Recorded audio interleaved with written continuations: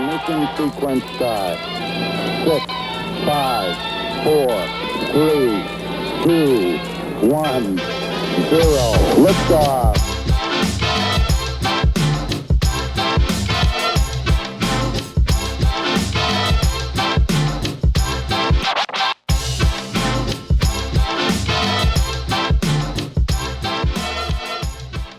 Hey gang, what's going on? It's your sleepy boy, Jamie Hodges. And you know what? Here's your big bellied boy, Jesse Hodges.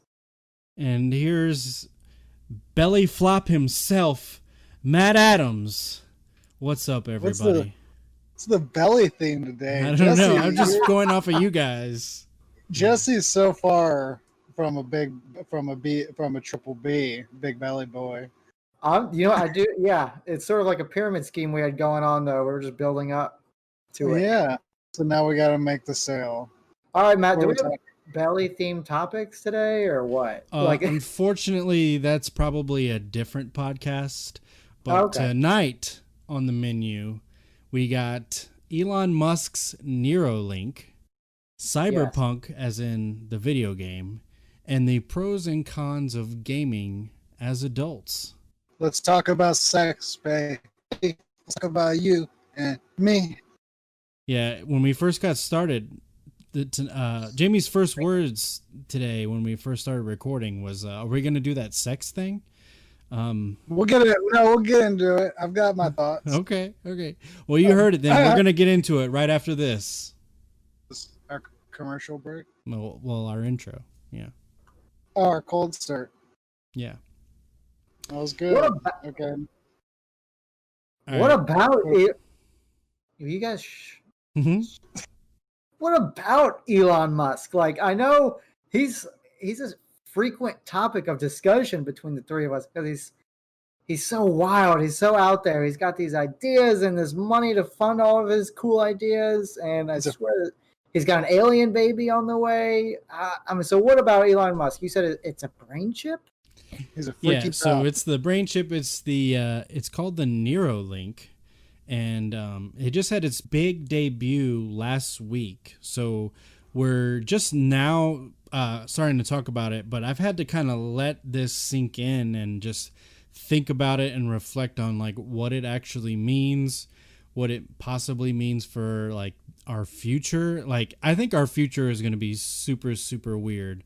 But I'll get into that. Let's talk about the Neuralink itself right now. So first of all, what is it? All right. For those of you who don't know, it's basically a legit brain chip. It's been developed. It has tiny little hairs, little microfibers that actually go down into your brain. So the brain chip kind of sits like on the top, on the surface of your brain. And then these little microfibers go down inside of your brain tissue, okay? And from there, it controls different types of brain functions. It's kind of like has an input and an output. So output, it can read different types of emotions, different triggers. So as far as input goes, you'll literally be able to like stream things like music. And the crazy thing is you would be hearing the music not with your ears, but you would like be hearing it inside of your mind. Like, how crazy is that, guys? Well, no, I've got some questions also because, like, I mean, we can discuss even further, but you say input, output, and it makes me think that, like, well, your brain is also connected directly to like everything, including your nervous system. Does that mean that, like, through this? And we can talk about this even more later when it comes to like gaming and stuff. But like, are we talking haptics here? Like, could a computer make you feel something? Well, so here's the thing. I feel like with this technology, what he's got here, I feel like almost anything will be possible in due time. After watching the live presentation, it's not quite so extreme, these kind of things. But I don't see why it's not... it opens the door. Think about this. It opens the door. So basically, it's like, think about it like this. It's like the stuff that you're talking about, Jamie, is not necessarily going to be available yet, but once you get the chip installed, then you would be able to. It's like you'd get that update when it's ready. So like Talk about you some have it, DLC. you have the console. When the game comes out, you'll be able to enjoy it or play it. You know, you'll be able to do it. Just make sure you don't get your shit from EA. They're gonna charge you for emotions. No, you're gonna get like half of a chip. Speaking of emotions, that's sort of on the list of things that this chip can control. We were talking about it going into your mind with its little fibers. Something I remember from the presentation is one, they showed a video of it being installed into pigs, and we're hoping to do human trials this next year. But the fibers are so small that when they dig into your brain, they actually don't even leave any bleeding. That's how precise and thin that these little wires are, and that the robot that actually installs it into your brain is. That's how accurate it is. It's so precise that it doesn't even hit blood vessels. Yeah. It completely misses. Yeah. It's installed into your prefrontal cortex, I guess. I'm not a brain doctor. So it's like it can control things that happens there by firing. It's sort of like jump starting different systems in your brain with electricity. It's kind of wild. Like, that's very layman terms on how it handles and pushes your brain to do different things. But it's wild to think about. With electricity, we can cause our brain to do different things that it normally does.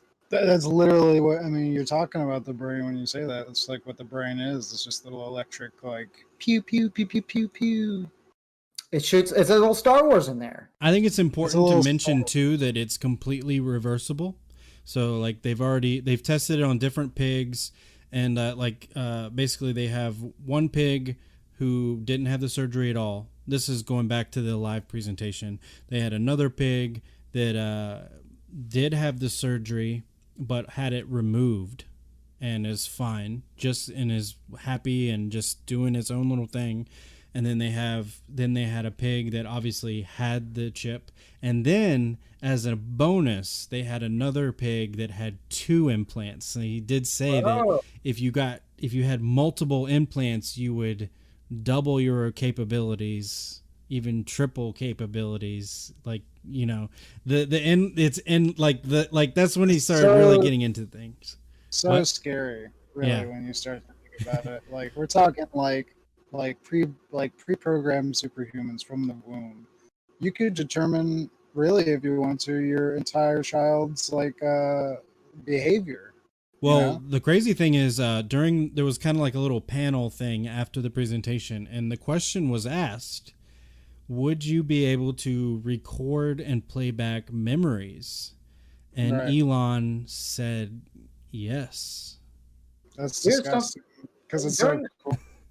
During that panel, I'll say he was very open-minded, and I think it was mostly to what he thinks could be done with this technology, because he was asked a lot of crazy things. He was asked, can I use this to play video games? Can I use this to telepathically, like, call my Tesla to me? Which he also said yes. Yeah, he said yes to, like, all these things. And I think it was mostly statements of just, like, what he thinks will be possible in the future. Like, and they listed the things that he'll do at launch. And, you know, it's obviously not that crazy. But the fact that he believes in this to fund it and put these ideas out there means, like, I think he can do it if he wants it done. Yeah. Right now, it's like medically, it's mostly medical stuff. So, like, if you had a back injury, like basically a situation where your brain can no longer tell a muscle what to do because of some sort of neurological damage, you can get the implant, and then you can get another implant that's on the other side of the damage, and then it can, like, wirelessly connect your brain back to that body part. So if you've somebody who has lost motor function somewhere, their brain, this thing may be able to restore your ability to use that body part. Okay, so if we're talking about body parts, did any good God-given American think to bring up the dick? Well, I believe it. Like, no. What I want to know is, like, okay, I've got money. I want to go get a chip, but, like, I want a chip in my brain. I want a chip on my dick. I need like everyone's Wi-Fi password because like I'm gonna like when I bring up my prime selections for the night, I want to be able to like ride the dragon or heavy metal type shit. I don't know. I've been dipping into it lately. This whole like coding thing. And I want y'all to know as soon as these chips are out, I'm gonna be hacking everyone in the room. And I'm gonna make them all horny. You hack my dick. I'm gonna give You guys everyone are in the room joking, a boner. but going by like Elon Musk's general attitude and nature I'm of not- that presentation, he think I'm probably joking? would say essentially what I got is if you have the money, the answer is always going to be yes. There's an app for that. There's an app for your dick. Dildonics. What else I was thinking about today? Because I was sort of like preparing for this discussion mentally. I'm like, I feel like when you go into this kind of stuff, you also have to consider like all of the new technological risks that come with that. Because I mean, you can't even like buy gas at the gas station without someone like potentially getting your information. What are you going to do like when every single potential aspect about you is accessible wirelessly, even down to your physicality? Someone could control a person wirelessly if they wanted to. Or give you some sort of weird brain virus, you know? Oh, That's you know what- what? We need, That's right. Yeah, you could download viruses onto your fucking brain. All of a sudden, like you got pop-ups and like people, you'll be able to think that other people have been trying to reach you about your car's extended warranty. Oh, man. Dang. I just imagine like driving and then there's like a terrible virus that basically makes me think that I've already crashed and died, but I haven't even done it yet. Like it just makes you think that. And so then you react, but it's not really happening. We're talking, we need some serious virus protection. We need new laws, probably. Probably. It would be. But I do like the idea because he also mentioned, I mean, this sounds crazy, but he acknowledged that it sounded like fiction, like an episode of Black Mask, but he does think it'd be possible to like upload or download your memories, thoughts, personality into either a computer or a potential robot. I just want to download Dreams so that we can make some fucking sick ass movies, bro, and not have to pay for any special effects ever. Because, like, I mean, why do I need to pay Michael Keaton? He was already in my dream. You get sued for having a dream. Hey, yeah. It sounds like the next White Tiger Filmz movie we need to write. Someone controlling other people. I'm thinking Westworld. If you've ever seen Westworld, it's basically the people who operate the park. They can control all the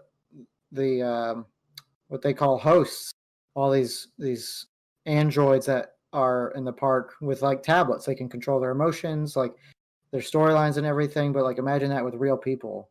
And one of the things that the chip can do is potentially cure being paralyzed. So imagine if you're controlling people, like someone's walking or whatnot, and like you just turn that part off, and suddenly they're crippled again. Like that's sick, isn't it? Oh yeah, I didn't even think about that. So I mean, I don't know. I feel like there's a potential for a White Tiger Filmz. It's kind of like what's that? Or I guess people getting addicted to it too. No, but what's the musical, the gothic musical that they made a really bad movie out of? Repo Man. Oh yeah, Repo Man. It's like that, but instead of like coming to re-harvest organs that they've lent you, like if you miss a payment, they just turn you off, like your cell phone.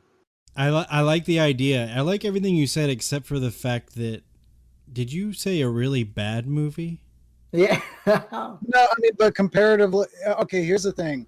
Actually, it's a really great movie if it wasn't based on source material that already exists and was so far displaced from the source material that it should have just been its own thing. We're talking Ghostbusters 2016 here. Like, if you wanted to do it, you should have just ran off and done what you wanted. Well, there was. So yeah, I mean, yeah, okay. It's a great movie. Imagine, going off of that, imagine you having a chip, someone finding out you have a chip, and you're walking down an alley one night and they fucking bust your skull and rip the chip out. And then you get like some weird alley doctor to install a chip into you or something. Or you get like crazy people who are like really against it, and it's like a new form of racism. Like they think it's unnatural, and they're not Christian, and you start having crazy people like hunt you down and want to deface you. People are burning robots and like Roombas in your front yard.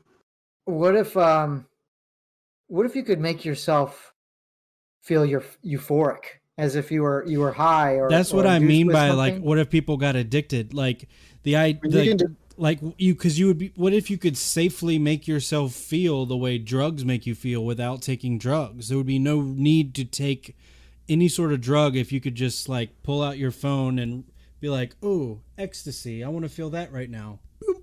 Then to that I would say yes, like you do not suffer physically, but you would suffer mentally on the addiction aspect.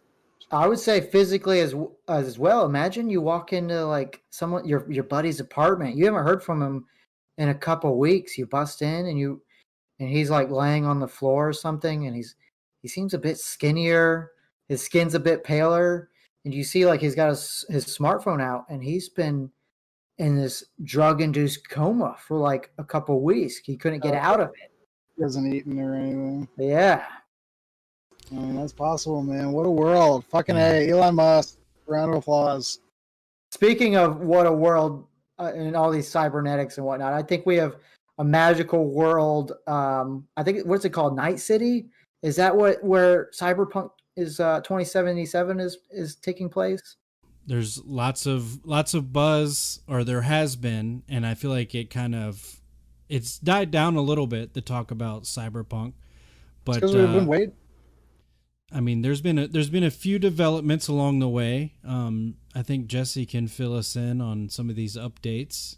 Well, I'd say the most recent buzz was, they had like a 4-hour playable demo available to, different journalists and whatnot. And so there was a lot revealed there, especially the biggest thing being like there's like 3 different main paths you can take as far as storylines. There's like the Badlands, like a CEO sort of like business kind of. I don't know them all, but that was the biggest thing. There's 3 different storylines. Just recently, like this week, they talked about microtransactions and that they're specifically only going to be for multiplayer. The single player, you just buy the game and that's it.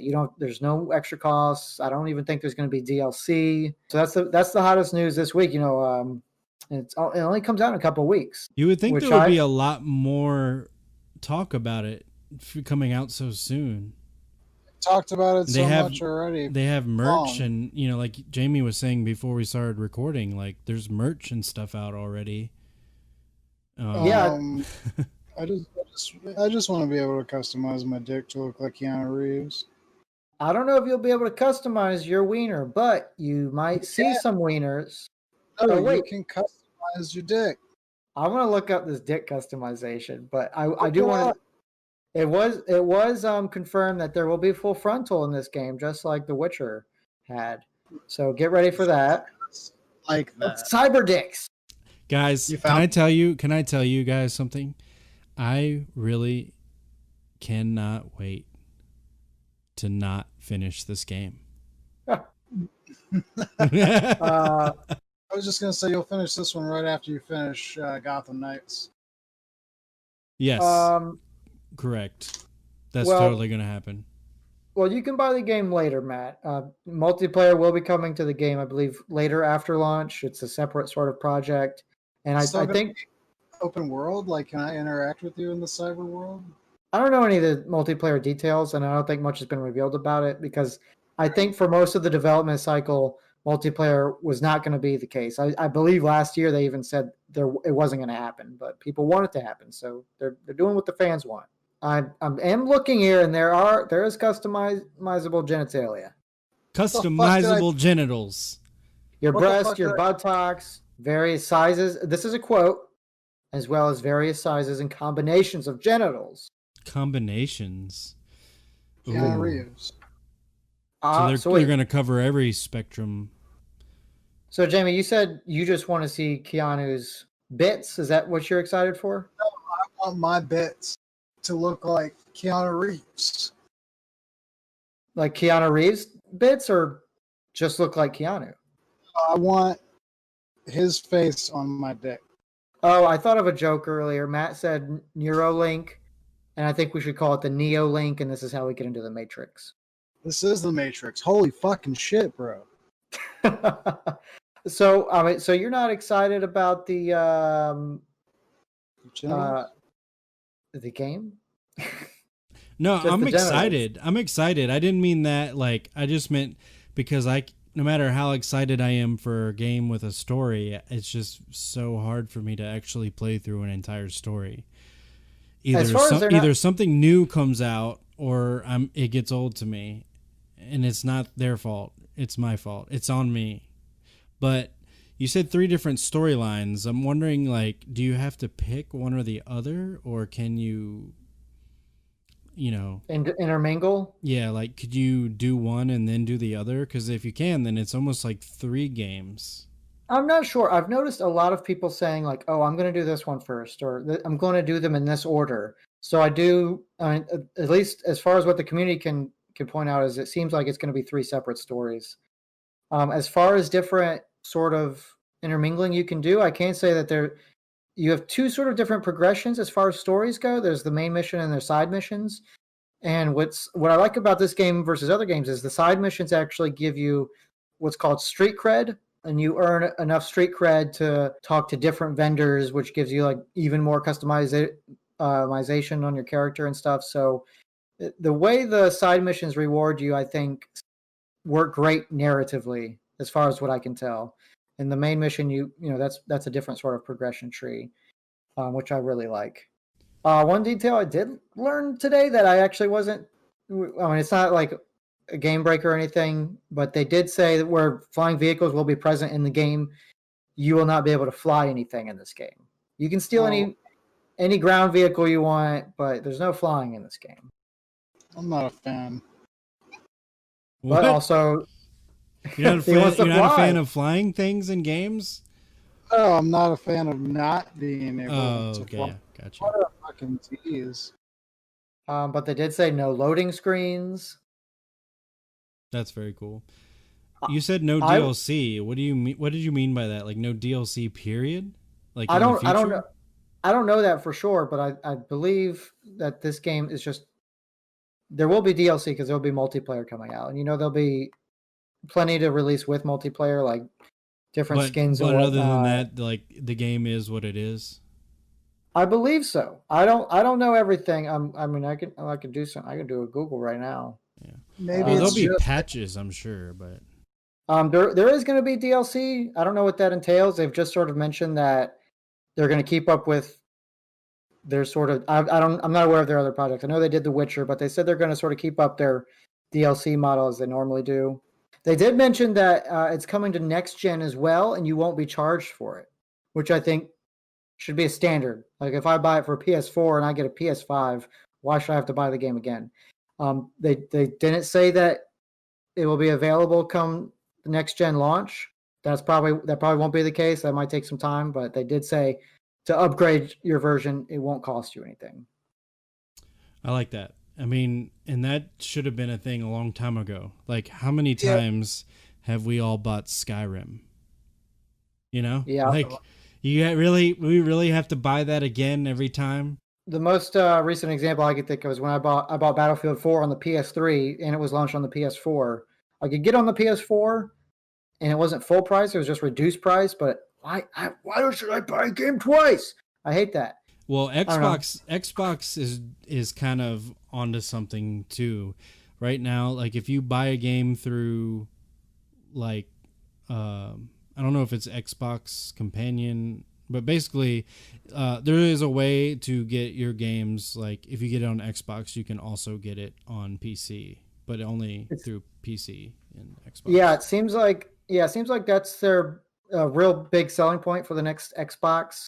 Which I can even tell you, there's so many different Xbox S's and X's and whatnot. So it's like they sound like the iPhones of consoles now, but they're really pushing that their games are interchangeable. So if you get it for one system, you can play it on the other system like seamlessly, which is awesome. Something Sony kind of lacks, but also a lot of Sony. What Sony has going forward is exclusive games, and a lot of times those games don't come out on PC, or if they do, they're years later, which is kind of a bummer. I'm just really excited to play around in this open world setting, because if there's one thing I can say, like, not only about this game, but like with the premise in particular, is I've always been a fan of like cyberpunk type settings, like ranging from like anime to some of our favorite movies, like fucking Blade Runner, I guess I don't know if you would classify it or not, but iRobot kind of like delves into that world a little bit. It's a little bit cleaner, but same concept. Oh, you know what, actually, and this might excite you. Speaking of diving into the world, is I just learned today that this game is based off of a tabletop RPG. I think I did know that. I had no idea. You can go buy Cyberpunk. There's a few different variations of it, different versions that have come out over the years. I think the most recent one being like 2008 or something. But yeah, like, I don't know what it is, but I would love to learn more about it, because I've been itching for a nice RPG. Like, I like Dungeons and Dragons, and I've listened to a few other like podcasts dive into different RPGs, which seem fun, and so I'd love to learn more. And if it's cool, I'd love to play it.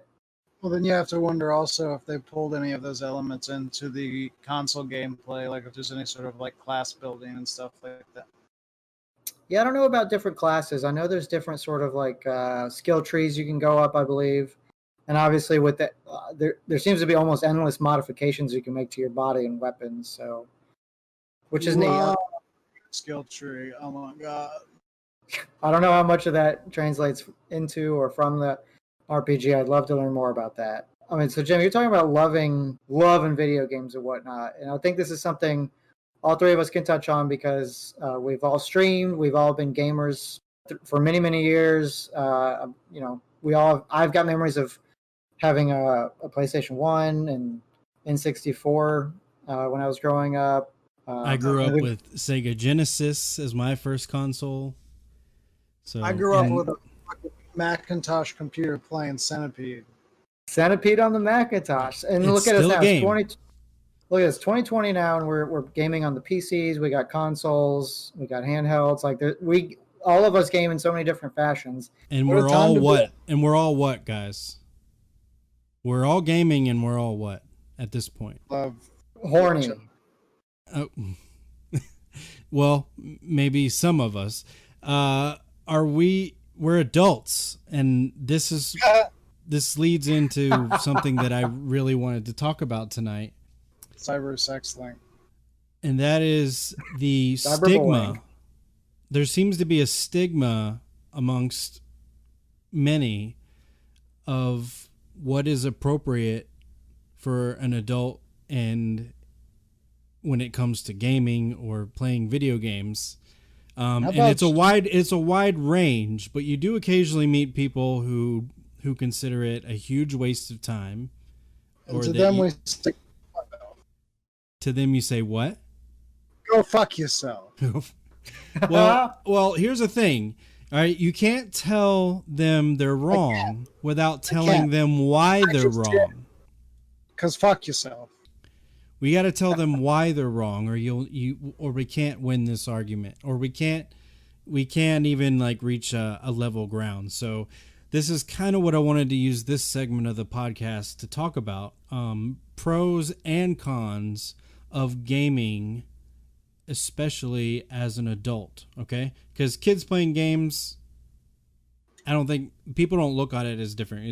Usually it's just kids being kids, and it's something that you can. It could be a good tool for, if they're good, it's a good reward if they're being good, or if it's a good thing to take away if they're being bad. Everyone knows like how kids and video games go, but something that's not talked about as much is what it means as an adult being an adult gamer. Okay. So first of all, I'd like to know if you guys have any experiences where your gaming has been looked on as a negative thing. No. Well, that's good. Asked and answered. All right. Everyone Well, also this probably helps because of the circles and stuff, people that you talk to. But in some ways, What are you trying to say? What kind of people do I talk to? well, no, it's just like, if you surround yourself by like-minded people, you might not have many issues. Okay. All right. So, Yeah. Okay. Just thought we should clarify. yeah. I think, yeah. I mean, is there beef? No. I don't know. I Why? feel like I'm Are you under a fire? Then you don't have to worry. Maybe just let that marinate. I'll say I've had situations where I've had people just simply tell me like they don't get it or they don't understand what we do, what enjoyment we get out of it. And I think it's largely because of different upbringings, like video games were easily accessible to us, whether through, I think it's one because the excitement of video games has been on a pretty steady climb all throughout our lives. Like we're seeing all these new consoles being released, and they were always available to us, whether we had them or we knew someone that had them or we played them. I remember playing. I never owned a PlayStation 2, but I played a heck of a lot of PlayStation 2 games at my daycare. It's like it always seemed available to us through someone we knew. Like Matt was saying, our social circles. You played PS2 at your daycare? Yeah. What Children's World? I had to take turns on fucking Oregon Trail. I played Oregon Trail in school, I remember. You had to put your name on the damn list, and they may not get to you today. I played Oregon Trail in school, so I can't say anything. I actually played it like for like a whole class periods. We're playing. You guys remember like Troggle Trouble? Yeah. Yeah. Well, those are educational games. So there was also some other one with like an elf climbing up a mountain, or like a Cornelius Minor looking motherfucker. That sounds familiar. There was the one on the mountain, and you're like a Cornelius like Minor looking motherfucker, and sometimes you'd find an elf, and you'd have to like chase him with a baguette. A net. I mean, Matt, this is audio. I don't know. But Matt and I are just looking so dumbfounded at him. But it sounds familiar. I know miners. Fucking love that game. Wait, I mean people that work in like mountain caves, not like little children. They need to come up with a new name. Guys, I don't even know. We're not making a very good argument right now about gaming as an adult, because we're sitting here talking about gaming as a children when we're we don't have anything to say. Well let me, we're just gonna regress and go backwards. I could follow up. My point is the enjoyment I got out of it as a child has not lessened as I've aged. I don't think that means like I have a mind of a child, but I mean, I think as I grow up, and this pertains to movies and cartoons and everything, like as I age, I'm able to find different appreciation for things such as sound design, writing. Like a good single player game can bring me to tears still, just like a movie can. Yeah. There's a lot more to appreciate, I feel like, as I get older. So it's like I can even enjoy games that I played when I was younger more now that I'm able to observe more and appreciate more. It's funny because I have a study up and I was going to go through the different things, but you're actually nailing number one. So I'll go ahead and say that. Do it. I'll go ahead and say number one at least, because you're already talking about it. But it's been scientifically proven that adults who play video games are more connected to their inner child. Few adults really get into anything playful after work and family life set in, which makes it pretty understandable as to why so many American adults are depressed and bored with life. So if you're gaming, that's less likely to be your case. Jamie says, what if I'm depressed and play video games? Is there a number for that one? Which number is that, Matt? That would be, I don't know. It's like that would be down on the Debbie Downer study. It's We're like gonna need- it's a choose your own adventure article. It's like, wait, if this doesn't pertain to you, click next. Did this help? Question mark. Try these But I think all of us, I mean, me not so much, but I think collectively, like all three of us are quite creative as far as like our writing goes and different sort of art avenues we take. Some of it, like whether it be Some of painting or writing or filming. Like I think all three of us collectively can say that we all have different outputs where we can put our imagination and ideas to. And I feel like some people, not to like put anyone down, but some people don't have that same sort of mentality. Like we all grew up around the arts, like so we all find avenues where we can put that out, and we see video games as an art itself. And I've thought this about hobbies in general. Is, for sure. Like people who just have hobbies, any hobby, you're so much less likely to be, down in the dumps, I would say. Like you have like, any sort of thing. Like, I used to write poetry. I don't so much anymore, but when I did, it was usually when in like a dark period when I was feeling something dark. And I feel like I haven't written much poetry lately because I don't find myself in that headspace anymore. But I had that to turn to, and people who just have nothing, which I think is funny because I didn't get a chance to go into it earlier. But anytime that I have gotten negative vibes about what I do with my time, my free time, whether it be gaming, filmmaking, writing, art, anything. But in this case, we'll say gaming because it is I have definitely gotten negative feedback for gaming. It's always been from somebody who comes home from work, turns on the TV, and that's it. And it's, again, looking, I have the study right in front of me. I'm going to get into it more, but it's been proven that your brain is so much more active playing a game than watching a story. Because when you're watching a movie or a show, your brain is in like a different mode where it's really just taking things in. It's just performing one function. It's actually shutting down other functions, and it's just, basically just focused on one thing. Whereas when you're gaming, your brain is sending signals to your hands. It's calculating reaction times. It's calculating your decision-making skills are coming into play. Your socialization. You're socializing. Most people don't even realize that you're socializing from people like all around the world. To them, you're sitting alone in a room. I don't think a lot of people realize the extent globally that you might be connecting with people. So like, and that's something that's like amazing. But anyway, I just feel in general, people who have hobbies, no matter what they are going to be happier people because of it.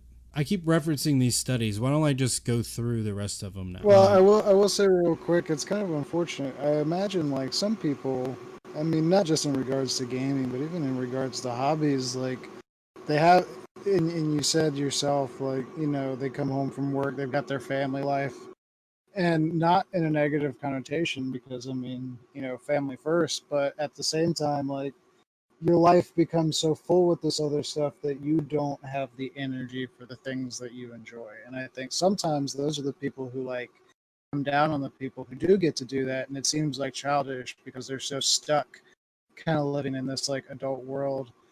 And I mean, you got to make time for that kind of stuff, man. Like even if you want to break it down to the bare basics and relate something like going for a walk in the park on a Sunday because it's the only time you have to yourself, to like those people who instead choose to game.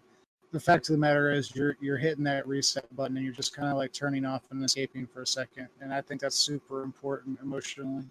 That's funny because I was getting ready to go through the list and you just hit number 2.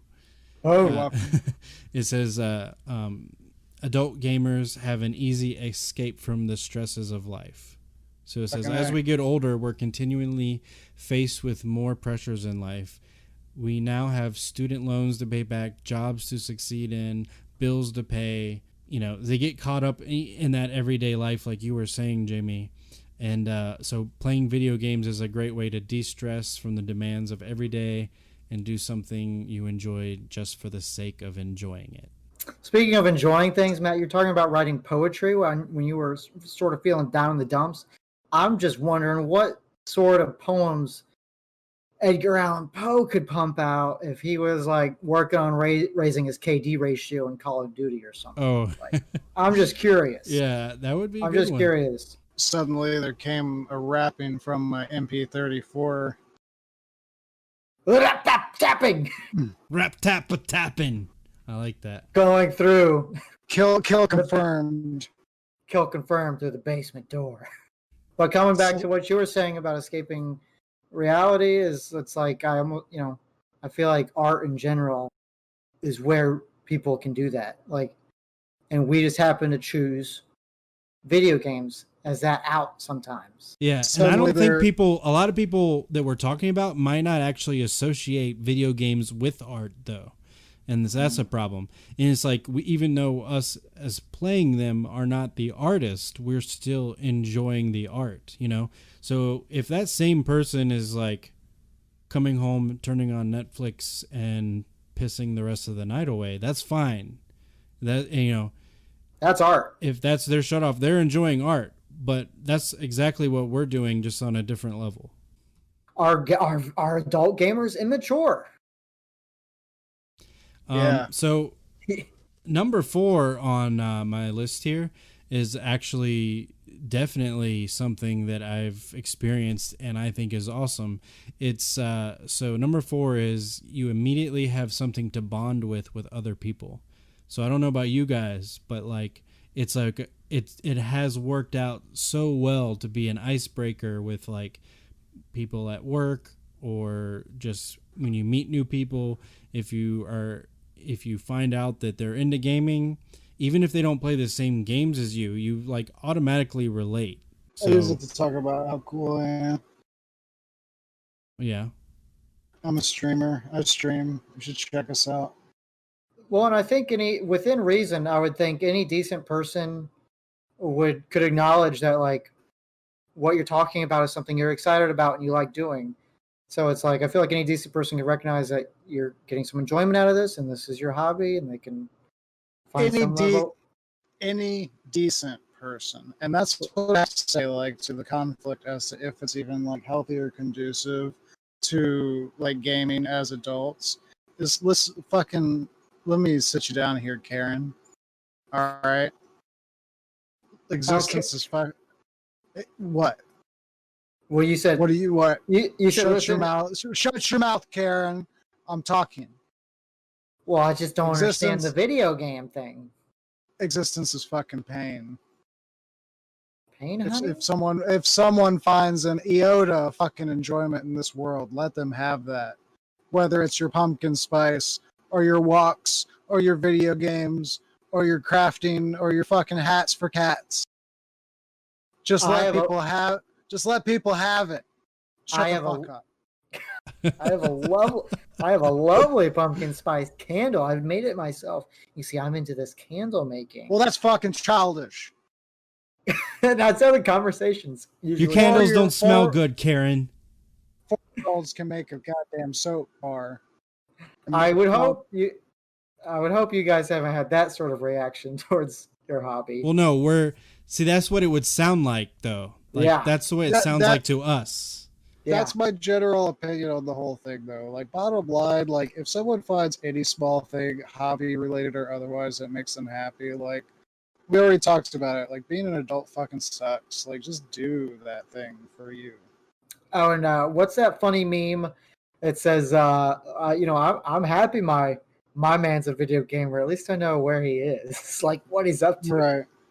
It's like there's a lot worse things we could be getting into, and it's not like it takes up maybe a couple hours of our time each day, but it doesn't stop us from enjoying other things or other people's company. Life comes first, but you got to take time to reset. You need that escape.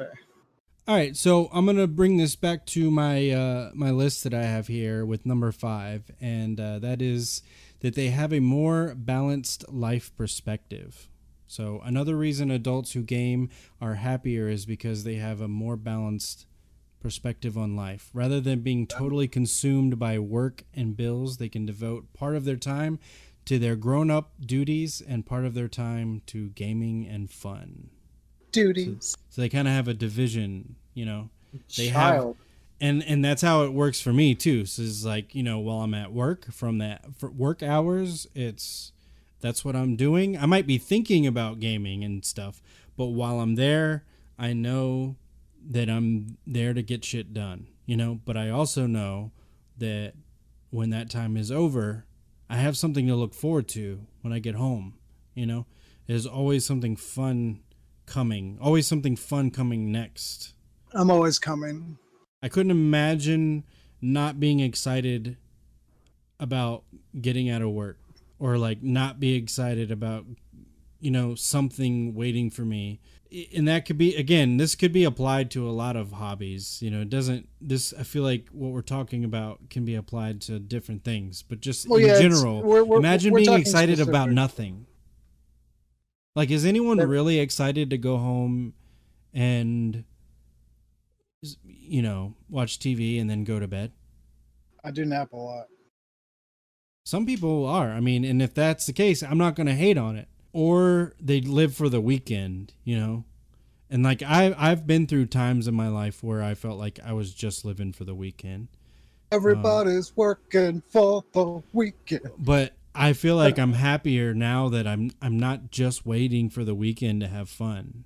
I'd say we have a different perspective on things too, where as far as us being streamers, like as far as having fun and whatnot, and you said different sort of perspectives on aspects of our life. Is not only do we get enjoyment of making a hobby out of playing video games, we have different options in front of us. Like we have the option to make this a hobby that makes us money. And so, you know, the more time we put into it, the more lucrative it can be.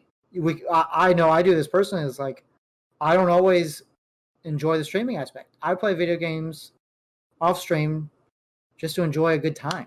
Like I play fun. Yeah, no, you don't. It's true. So it's like the fact that I have options in front of me, different ways to enjoy it. I can do it alone. I can do it with friends. I can share it with the whole internet if I wanted to, or, you know, just enjoy, you know, something on my own time. It's nice to have the option in front of me. So not only does gaming give you, you know, all those different options, but think about the different varieties of games you can play and different experiences you can have. You know, like I can play The Last of Us and cry, or what if I wanted to jump into Fall Guys, you know, and have a laugh because it's fucking silly. So I think there's something to appreciate there. Just like, you know, if I wanted to watch a movie that would make me cry or something. So, and the fact that I can balance out sort of how I enjoy it and how I enjoy it with the rest of my life, I think is important. You know, and the games are so easily accessible. It's not hard to do. Like, I'm sure, what's a project that might be harder to do that with? You'd say, like, what if I was into woodworking, wood sculptures, fucking ice sculptures and shit. Well, it's also not so like quick to pick up and put down either. It's fucking summer, bro. Yeah, so I'd say out of like hobbies, like it's not like a very intrusive one. I mean, I'm having trouble recently, sort of getting a chance to play video games, and you know, I don't know, you know, this might be an unhealthy aspect, but like I almost get stressed out because I don't have time to play it, but that's because I enjoy it. The fact that I'm not having enough time to do something I enjoy is kind of bumming me out. That sounds like addiction. It does sort of sound like addiction, but it's just because I'm not doing other things that I find enjoyment with. Like, if you were completely stripped of everything that, like, you know, that you did for yourself, I'm not saying everything that made you happy, because you're obviously doing things that you find enjoyment in, or you wouldn't be doing them. But but if you were stripped of like everything that, because like everyone needs like the thing that's theirs too, you know, their time, their thing that they do, and when you can't do those things, it is stressful. What do you do? What do you do? What do you do? No, I'm asking. What do you do? What's your what? Well, we're talking about you said gaming, it's- so No, I know we are. What do you know where you are right now? Do you know what we're doing? I'm asking a personal question. You said everyone has that thing that is theirs, that is yours. So what do you do? What are you? Who are you? Ours is video games. Jamie, All I of think, it? Like, Jamie, I that's- think you need to go customize your penis. Like Keanu. You need to go customize your little Keanu. I think Keanu is actually the most adorable name for your wiener. It is my name Um, for my wiener. the next one on the list, we're gonna kind of skim through because we already talked about having says gamers have better hand-eye coordination, but I already kind of talked about that when I was comparing it to like watching TV, someone who just watches TV as opposed to someone who's actively gaming. You're going to develop certain cognitive, muscle memories and stuff like that most people, or people who don't game, aren't going to get. More You're gonna get- stimulating. Yeah, you're stimulating. You're gonna get stimulated. You're gonna get swole.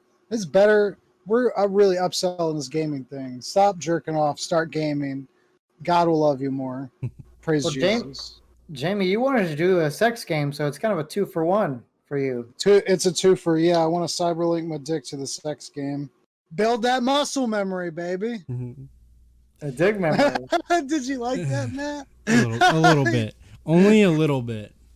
You made like one of those little. I feel like those this little podcast birds. is very phallic. The next thing on the list is that you can include your, like, they have something to include their wife or spouse or girlfriend, something to do with them, but I'm Play not games sure. in the bedroom. Yeah, we can skip that. Well, and you had mentioned gaming with like a community, like the world and stuff. Like, Oh, actually, the last one is they always have something to look forward to, which I already covered. yeah. So I don't know if any of that made sense, but I feel like we were justified in our means, and I think it's a good topic of discussion. We are a little biased. I think we all have a very similar opinion, but I think we can understand it from other people's non-understanding, and if anything, it's just a conflict of interest. If I wanted True that. if I wanted to have a final word on this and put a stamp, put the punch the message into the speakers, one thing that we leave you with this last bit of this discussion is actually something that Jamie said, and not so many words, but basically he said, Karen, if somebody enjoys something, just let them have it, You forgot the sit the fuck down part. Well, Cybernetics, the future, video games. It's all covered here, being broadcast directly to your Neuralink. do you hear me in your brain? If you're one of the poor people who don't have the Neuralink installed yet, just know that you can follow the discussion on our Facebook page, on Twitter. It's White Tiger Filmz. White Tiger Filmz with a Z at the end. You can find us. Like it. Comment on our YouTube. Subscribe. Enjoy yourself. Take your pants off. Just sort of let loose, hang out, and listen. If you're linked up, let us enjoy you. Blast off with us every other Monday by clicking that subscribe button on our YouTube channel. Is that a commitment? Or, phone up and get a Neuralink. We're committed every other Monday to boning you with our neural link. Ladies and gentlemen, this has been Rocket Sauce. Thanks for listening, and we will catch you groovy cats later. Y'all stay frosty.